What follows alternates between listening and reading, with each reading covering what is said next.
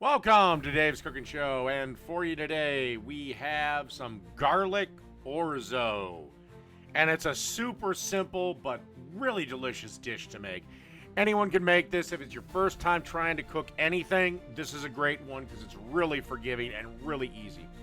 So, to a pot, you want to add a half a cup or 1 stick of butter and let that melt.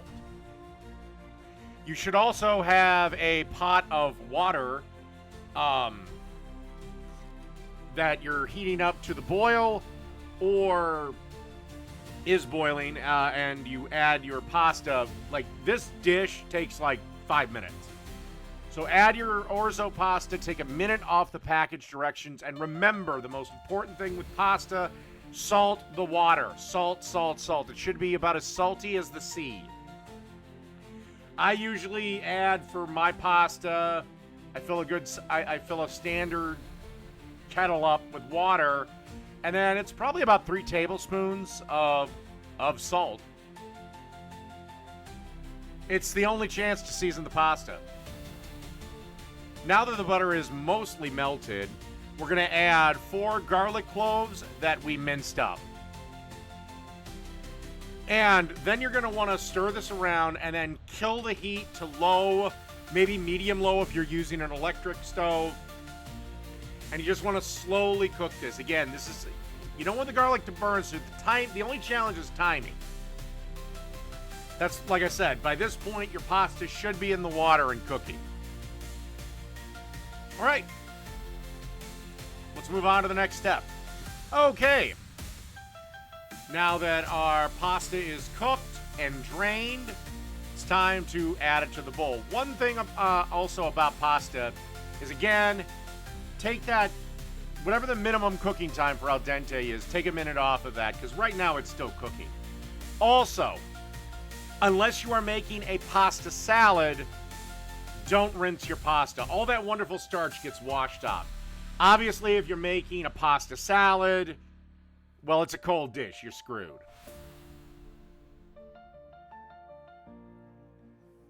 Now we're going to add 4 tablespoons of whole milk. No, it doesn't have to be whole. It can just 1%. But do you know the difference in fat content? 4%. Skim is 0. Whole milk is 4.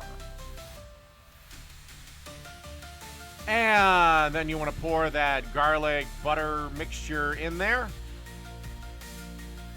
And then 2 tablespoons of parsley that I chopped up. And then, of course, salt and pepper. And then you want to give this a stir around. And we're pretty much done, actually. And then you want to add a half a cup of freshly shredded Parmesan cheese.